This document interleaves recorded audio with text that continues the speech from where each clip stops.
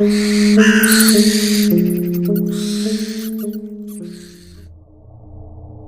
नाम मृणाल है और ये बात है अभी 2-3 महीने पहले की। उस रात मैं अपने घर पर बिल्कुल अकेला था और अपने मोबाइल पर ऐसे ही अपने दोस्तों से व्हाट्सएप, इंस्टाग्राम पर बातें कर रहा था। मैं अपने कमरे में था। अभी थोड़ी ही देर हो चुकी थी, लेकिन तभी अचानक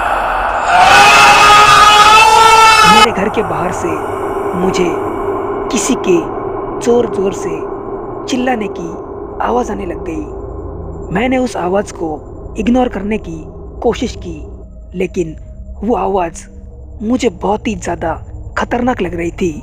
इसलिए मुझे वो आवाज़ देखने की क्यूरियोसिटी हो गई और मैं अपने टेरेस के ऊपर चला गया और वहाँ से मैं देखने की कोशिश कर रहा था।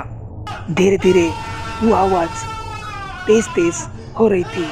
इसका मतलब वो आदमी मेरे घर के नज़दीक आ रहा था।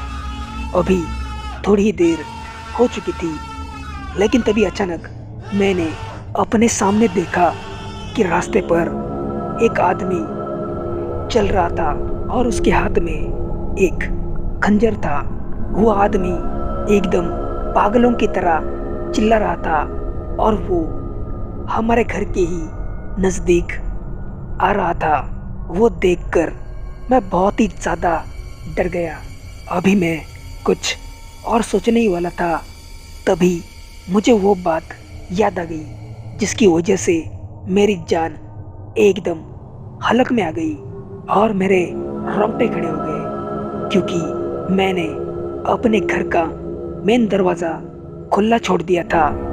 अभी मैं वो दरवाज़ा बंद करने के लिए अपने लिविंग रूम में जाने ही वाला था, लेकिन तभी अचानक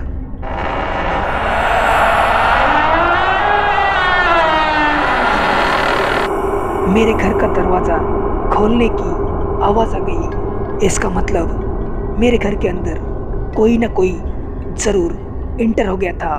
मुझे 100% यकीन था कि वो मेरे मॉम डैड नहीं थे, क्योंकि मेरे मॉम डैड एक हफ्ते के लिए बाहर चले गए थे।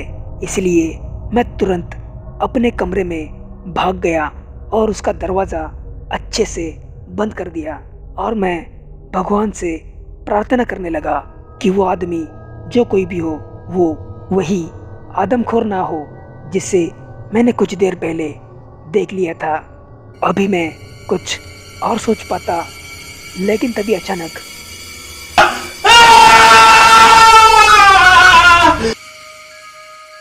तो दोस्तों, आखिर क्या होगा मेरे साथ, जानने के लिए देखिए इस कहानी का सेकंड पार्ट बहुत जल्द इसी चैनल पर। अगर आपको ये कहानी अच्छी लगी तो प्लीज़ लाइक करो, शेयर करो अपने दोस्तों के साथ, और अगर कोई नया है तो प्लीज़ चैनल को सब्सक्राइब करना बिल्कुल भी ना भूलें।